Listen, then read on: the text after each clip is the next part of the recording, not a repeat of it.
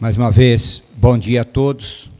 Que a paz de Jesus, o nosso Mestre, continue presente nos nossos corações.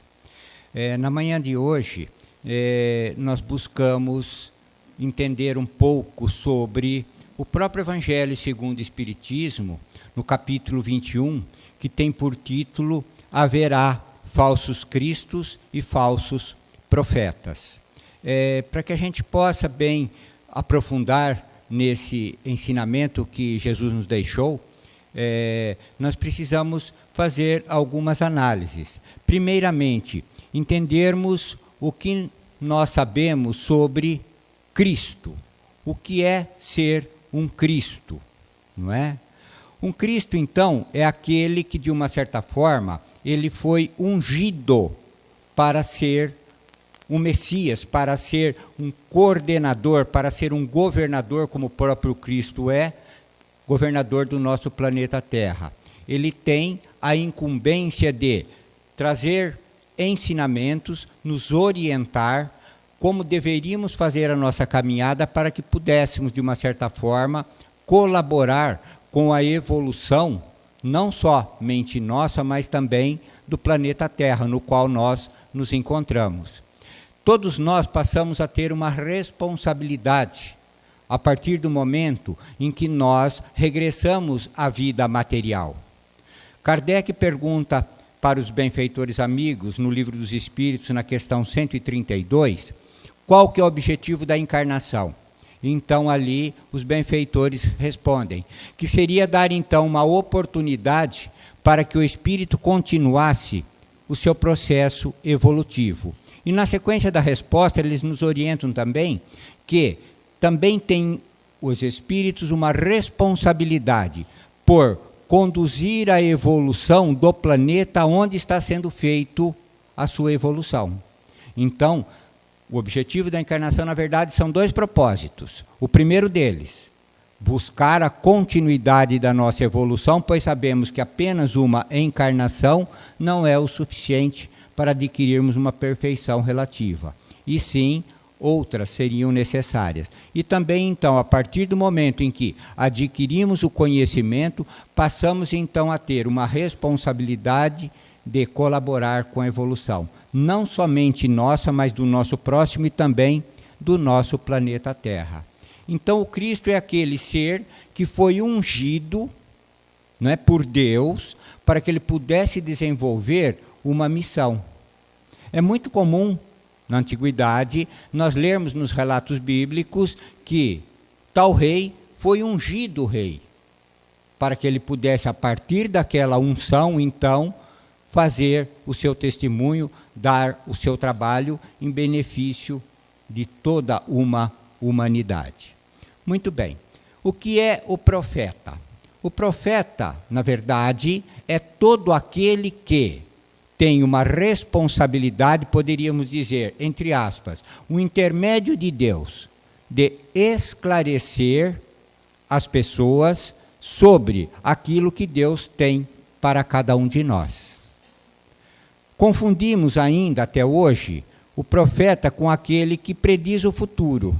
Achamos que o profeta é todo aquele que, então, vem fazer, através da sua mediunidade, uma demonstração de conhecimento do futuro, aquilo que lhe foi passado para ele nos trazer, então, essas orientações. Na verdade, o profeta ele tem como missão instruir as pessoas, como já disse, um intermédio de Deus.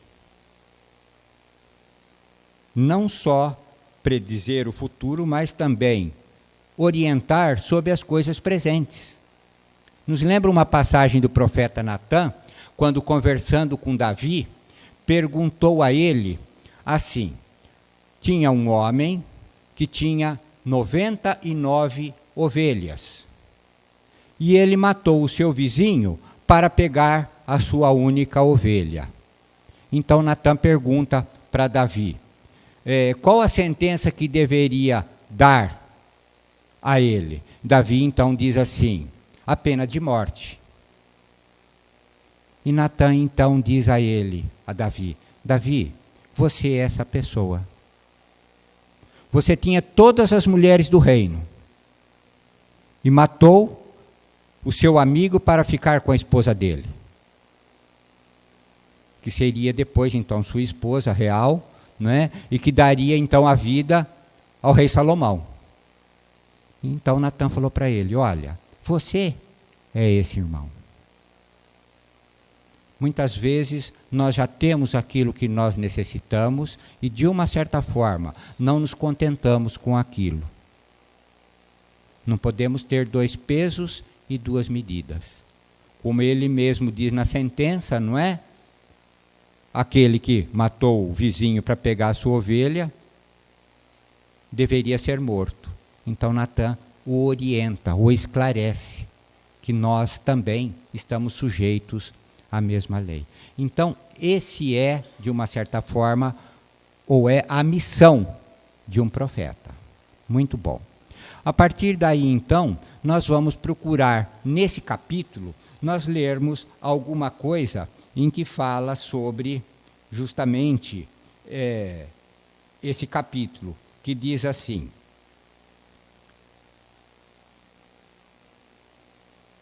nos caracteres do verdadeiro profeta. Ou melhor, deixa eu ir para um outro lugar, depois eu volto aqui. No item 1 diz assim: conhece-se a árvore pelos seus frutos.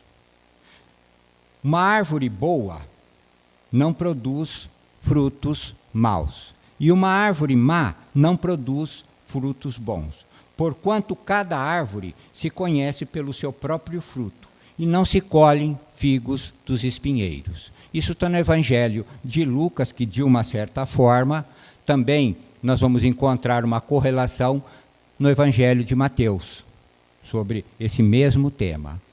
Então, Jesus nos orienta que toda árvore boa, ela vai sempre, de uma certa forma, conseguir produzir frutos bons.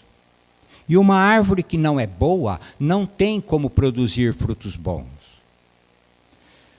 Nós vemos na ciência o aprimoramento, né, na parte da botânica, no melhoramento das espécies. Cada vez mais o homem está trabalhando para que os frutos sejam cada vez melhores.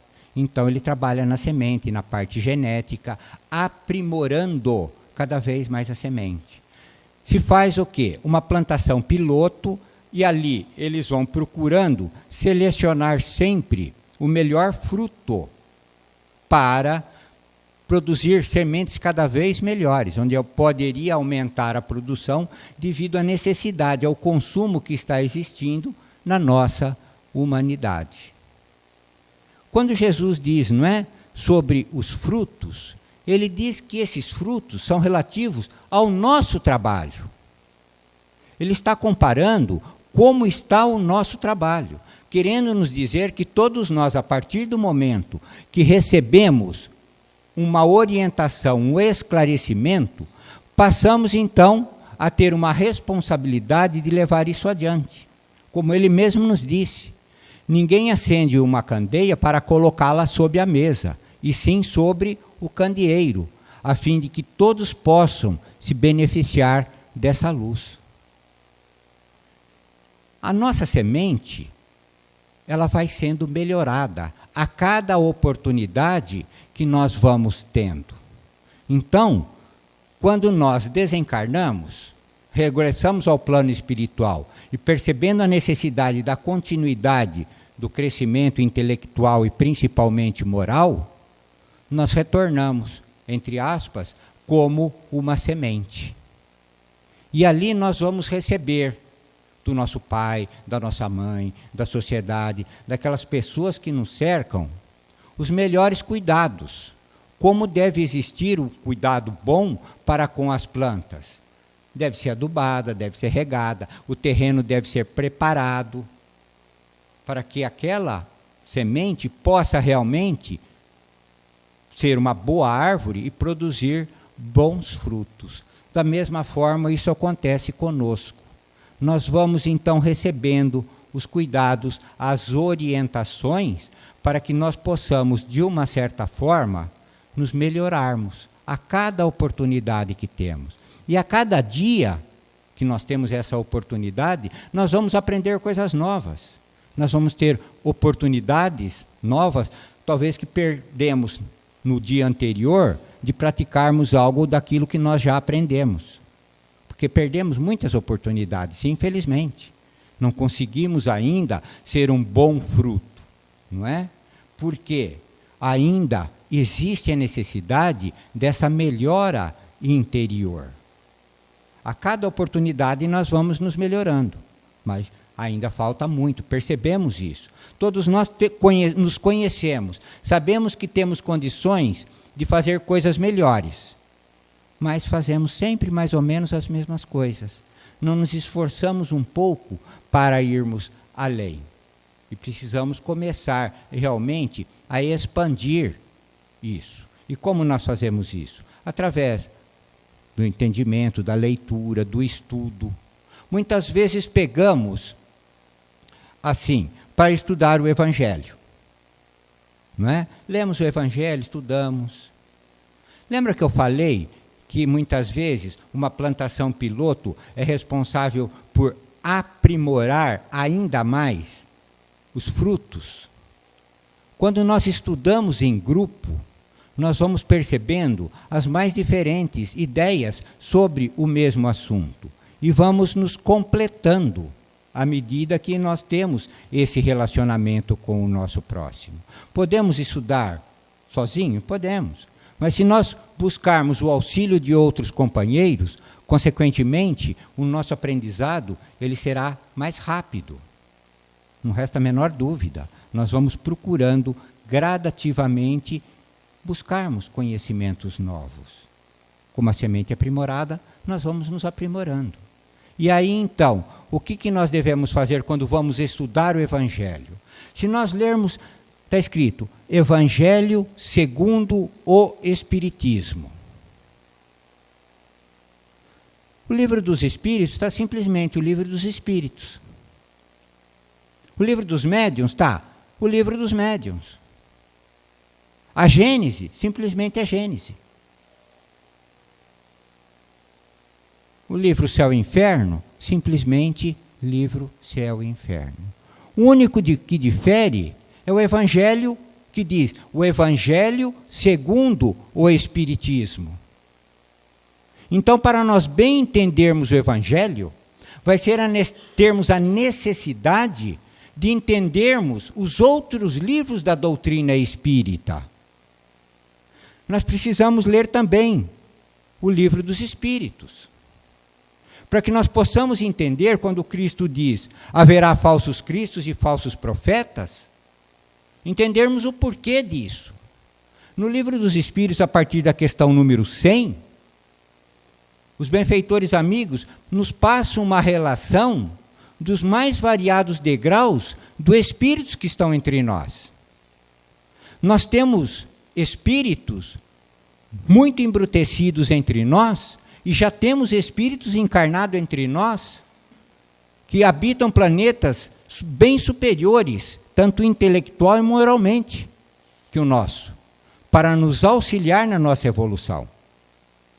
Naquele livro Transição Planetária, do Divaldo, já nos esclarece que espíritos vindos da constelação de Órion, uma quantidade de mais de 10 mil espíritos, estão reencarnando somente no Brasil. Mais de 10 mil espíritos. Nós temos aí entre nós, não é? Emmanuel também reencarnado. Para quê? Com o seu fruto auxiliar na melhora do nosso fruto interior.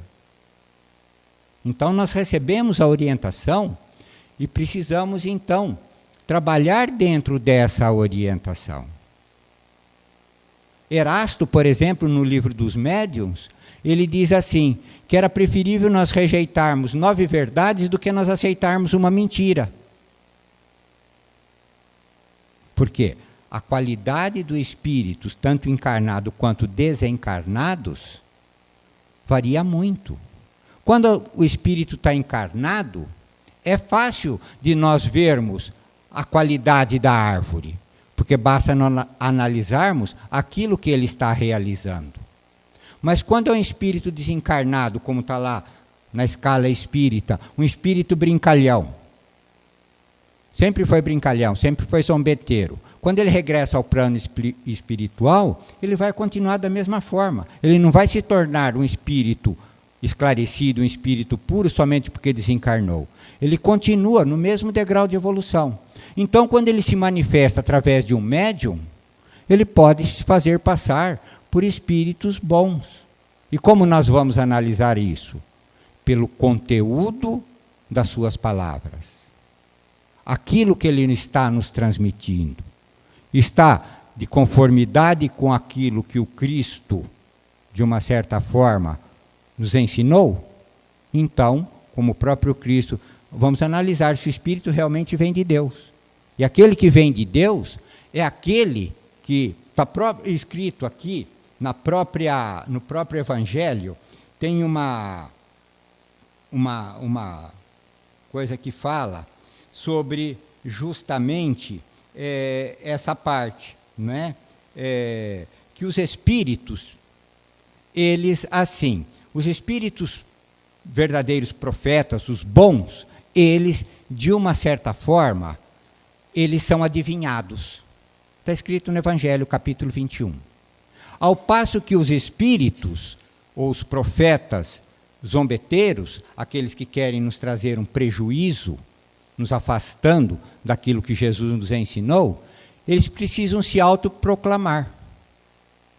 Olha, eu sou um profeta, ele precisa falar, ele precisa fazer um marketing, podemos assim dizer, para dizer que ele é um profeta. O outro não, quietinho. O exemplo de Natã. Ele não se alardeou, ele chamou Davi e falou assim, reflete nisso que você está fazendo. Olha o seu fruto. Então, nós vamos ter certeza pela qualidade daquilo que eles estão nos trazendo. Emmanuel, no livro Caminho, Verdade e Vida, tem uma mensagem que chama Frutos, a mensagem 122. Eu vou pedir licença para vocês para que eu possa ler essa mensagem. Portanto, pelos seus frutos os conhecereis. Jesus, Evangelho de Mateus, capítulo 7, versículo 5. Versículo 20. Então, diz assim: o mundo atual, em suas elevadas características de inteligência, reclama frutos para examinar a semente dos princípios. O cristão, em razão disso, necessita aprender com a boa árvore que recebe os elementos da providência divina através da seiva e converte-os em utilidade para as criaturas. Convém o esforço de autoanálise a fim de identificarmos a qualidade das próprias ações. Muitas palavras sonoras proporcionam simplesmente a impressão daquela figueira condenada. É indispensável conhecermos os frutos da nossa vida, de modo a saber que se beneficiam os nossos irmãos. A vida terrestre representa oportunidade vastíssima, cheia de portas e horizontes para a eterna luz. Em seus círculos, pode o homem receber diariamente a seiva do alto, transformando-a em frutos de natureza divina. Indiscutivelmente, a atualidade reclama ensinos edificantes, mas nada compreenderá sem demonstrações práticas, mesmo porque, desde a antiguidade, considera a sabedoria que a realização mais difícil do homem na esfera carnal é viver e morrer fiel ao supremo bem. Nessa mensagem que Emmanuel nos traz, na verdade, ele traz uma reflexão para nós. Essa mensagem, quando fazemos uma comparação com a carta de Paulo aos Coríntios, que fora do amor ou fora da caridade não há salvação, ela é muito parecida. Dita em épocas diferentes, mas são muito parecidas. Tem praticamente, poderíamos assim dizer, o mesmo teor. Eu separei algumas palavras em algumas frases para que a gente possa refletir sobre esta mensagem e nos enquadrarmos nessa mensagem, que é muito importante. Então ele diz aqui: o mundo atual, em suas elevadas características de inteligência, reclama frutos para examinar a semente dos princípios. eu destaquei a palavra inteligência. E comparei com as palavras de Paulo na carta aos Coríntios. Quando Paulo fala assim: mesmo que eu conhecesse todas as línguas, tivesse todo o conhecimento, desvendasse os mistérios entre o céu e a terra, se eu não tivesse caridade, eu nada seria. Então, aqui, Emmanuel nos fala, não basta somente a inteligência para que nós possamos praticar. Nós precisamos de mais coisas. A inteligência vai despertar para a necessidade da prática. Depois, na outra frase aqui, ele fala: recebemos a inteligência, conhecemos um pouco, entendemos, começamos a praticar. Ele traz uma reflexão. Será que aquele conhecimento, aquela seiva que nós recebemos, aquela orientação que veio através de uma intuição pelo plano espiritual, será que isto está se convertendo em utilidade para as criaturas? Nós precisamos ser útil para o nosso próximo.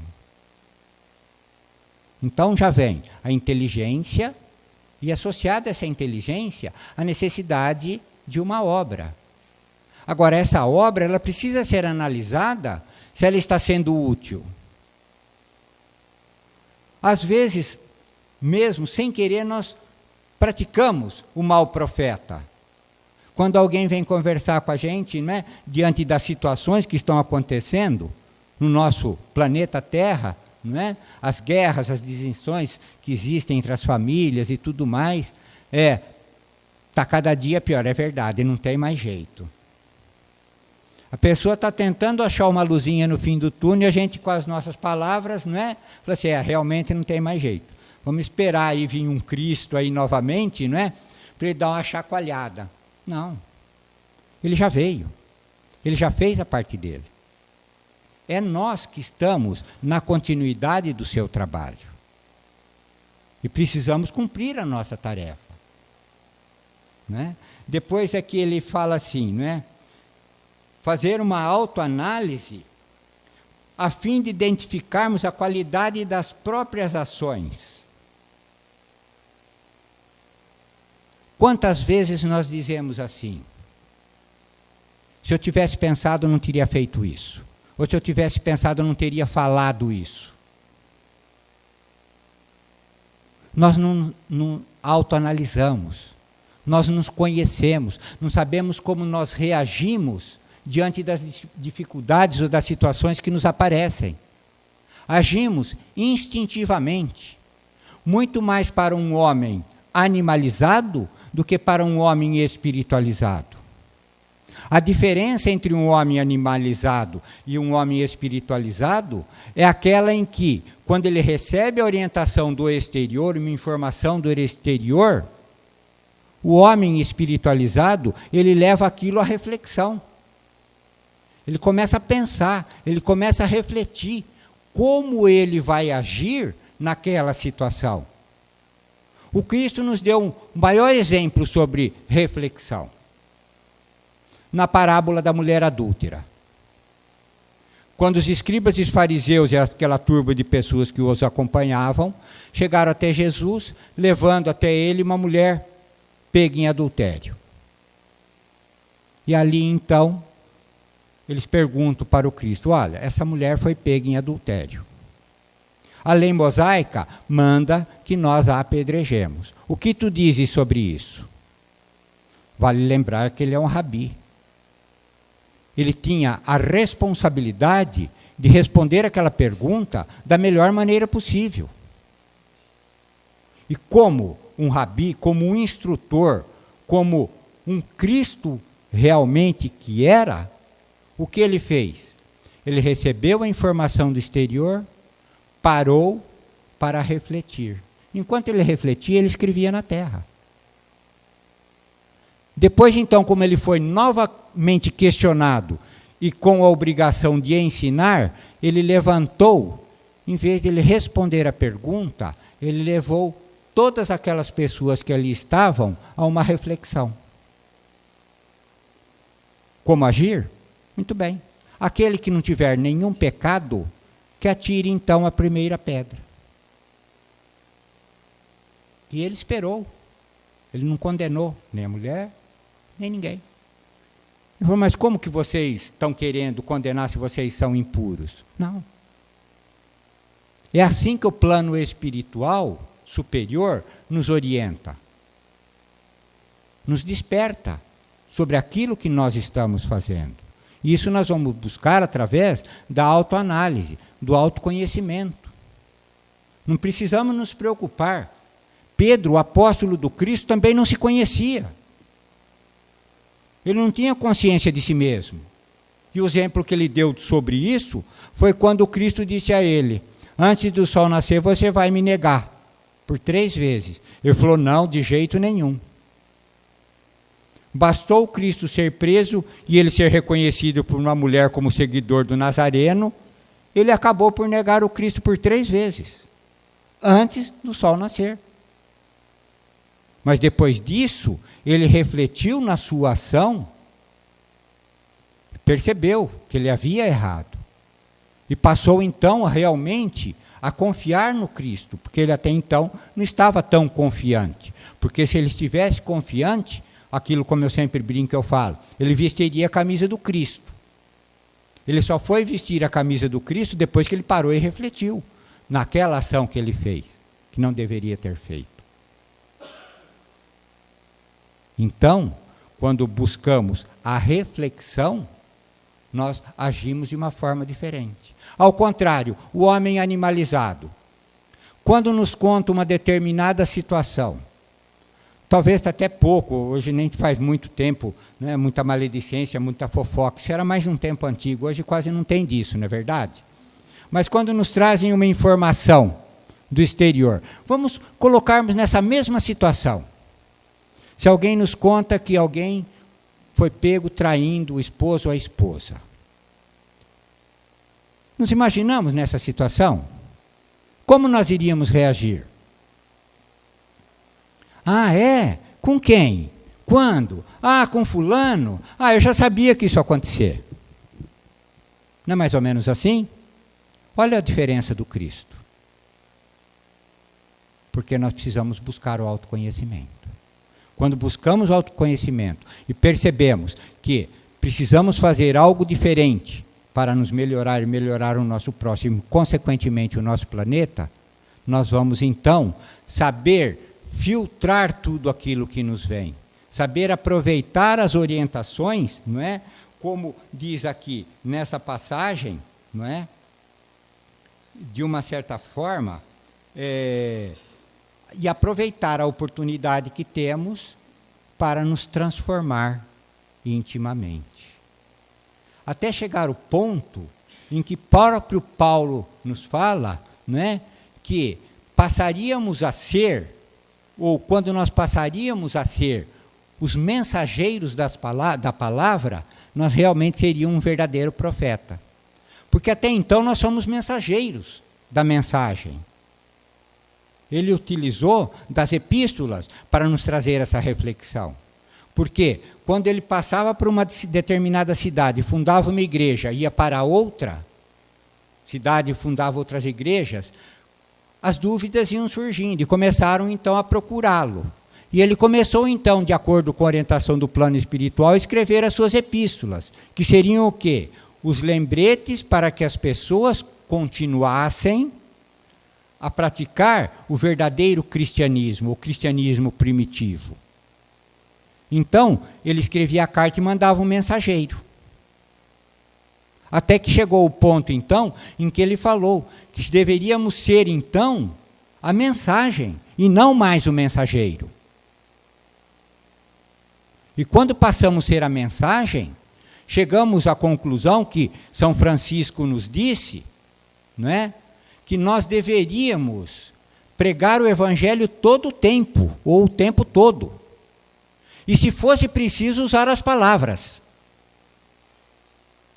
Pregar o evangelho todo o tempo. E se fosse preciso, se utilizar de palavras. O que nós entendemos por isso? Que para São Francisco, ser o mensageiro, pregar o Evangelho, era praticar o Evangelho. A palavra ajuda, mas o exemplo arrasta. Então, nós precisamos nos conscientizar, deixarmos de ser os mensageiros. Eu fui lá na casa espírita e falaram tal coisa. E a gente passa para o outro, da forma como entendemos, e infelizmente nós começamos a exigir do outro aquilo que nós ouvimos. Ou então a pessoa leu, comentou conosco o livro que leu, mas você não leu lá, por que você faz diferente? Sem nós mesmos conseguirmos fazer aquilo que nós lemos, aquilo que nós aprendemos. Então, ser a mensagem é justamente praticar aquilo que o Cristo nos ensinou. Chegará o dia em que nós iremos conseguir fazer isso. Emmanuel, ele também nos fala no livro A Caminho da Luz, ele fala sobre o homem, dois tipos de homem, o homem material e o homem espiritual. Então, nesse livro ele relata que a partir do 3º século, o homem material passou a se desenvolver muito mais do que o homem espiritual. Mas que chegaria um momento em que o homem espiritual também se elevaria, se equipararia com o homem material. E ele fala toda a verdade. Quanto nós evoluímos em poucos séculos, material e intelectualmente falando. Quanto evoluímos? E quanto nós evoluímos espiritualmente falando? É um ponto de reflexão para nós, em relação ao trabalho que nós precisamos fazer. E no final do livro ele ainda fala que, infelizmente, a civilização ocidental não despertou para a parte espiritual. Quando eu cheguei aqui, eu estava comentando com o Anésio, lá no portão, né? Aquele conversa informal, falando do tempo, quanto nós já fizemos, né? E quanto ainda tem para fazer. Eu até brinquei com ele, falei assim, olha, Anésio, quando eu estava com meio século, 50 anos, eu conversei com o Papai do Céu. Falei assim, eu cheguei até os 50. Só vou aceitar desencarnar quando eu chegar no 0. Eu vou fazer uma contagem regressiva. 49, 48, quando eu chegar no 0 eu posso voltar ao plano espiritual. Nós estávamos conversando e falou assim, puxa vida, nós fazíamos e tínhamos tempo para fazer tudo. Hoje nós não temos tempo para nada. A hora que piscamos já está na hora de buscar o almoço, fazer o almoço, qualquer coisa parecida. Eu me lembro, quando eu tinha 12, 13 anos, todos os domingos nós nos reuníamos na casa dos avós. Passávamos um dia lá, dava tempo de fazer tudo. Conversava, brincava, almoçava. Naquele tempo também dava tempo de visitar um ente querido no hospital que tinha passado por uma cirurgia. Hoje, com internet, com carro, com tudo na mão, de vez em quando a gente manda uma mensagem, oi, e aí, tá bem, melhorou? A visita que é bom nada, esquece, não dá mais tempo de fazer a visita. E a gente reclama das mesmas 24 horas, hoje a gente reclama, porque lá atrás nós tínhamos 24 horas. E dava tempo de fazer tudo. Hoje a gente quer 1 hora a mais, um tempo a mais no nosso dia. Para quê? Qual o objetivo? Nós precisamos refletir nisso aí. Para as coisas materiais e para as coisas espirituais. Qual é o tempo que nós dedicamos? O tempo que nós damos a atenção ao nosso mentor espiritual. O tempo que nós nos dedicamos para conversar com o nosso Pai, com Deus. Como fazemos a oração do Pai Nosso? Qual é o tempo ou a forma como nós fazemos a oração do Pai Nosso? Então, nós precisamos começar a refletir para a necessidade desse despertamento. Porque nós estamos, parece, como diz Emmanuel, neste bate e volta, já faz um determinado tempo. Ele falou lá que a partir do 3º século, nós nos desligamos das coisas materiais, dos espirituais, e nos ligamos às coisas materiais. E hoje? Como nós estamos? É isso que nós precisamos refletir. Quanto tempo nós vamos ter a necessidade de despertar para a vida espiritual? Ou será que nós vamos precisar, entre aspas, né? Como diz uma mensagem de André Luiz, né? O sofrimento é o recurso do próprio espírito para evoluir. Quando não se aprende pelo amor, tem que ser pela dor. Quanto tempo nós vamos precisar realmente sofrermos as consequências das nossas iniquidades para que possamos, né, mudar o nosso modo de pensar, de sentir e de agir na nossa caminhada? Então, é nesse sentido que nós precisamos trabalhar, né? Aqui ele fala, né? Receber diariamente a seiva do alto, transformando-a em frutos da natureza divina. Quantas orientações nós recebemos? Vamos colocar só de Chico Xavier. Mais de 400 obras, todas elas em PDF. Não precisamos nem adquirir o livro. Basta entrar na internet, baixar o livro e ler. Essa é a seiva que nós recebemos. Nós precisamos transformar isso. Em quê? Em obras. É nesse sentido que a gente precisa trabalhar.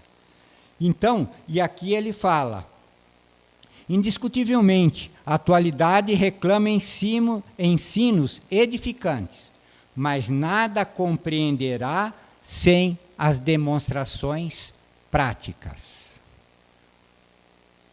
Lembra de Paulo, na carta aos Coríntios? O que acontece? Se eu tiver todo o amor, toda a fé, de dar tudo que eu tenho, fazer tudo, se eu não tiver caridade, eu nada sou. E aí? Se eu não tiver a caridade, posso ter conhecimento, entendimento, saber como fazer, mas se não fazer, de nada isso vai me adiantar. Que nós possamos, durante essa semana, refletirmos nessa frase de Jesus: haverá falsos cristos e falsos profetas. Não podemos acreditar em todos os espíritos e antes analisar aquilo que ele faz. E que nós também não venhamos ser um falso profeta, porque temos uma responsabilidade e, consequentemente, seremos justificados justamente pelas nossas obras e não por aquilo que nós falamos. Um bom domingo a todos, uma boa semana e que a paz de Jesus, o nosso Mestre, possa continuar sempre presente nos nossos corações. Que assim seja.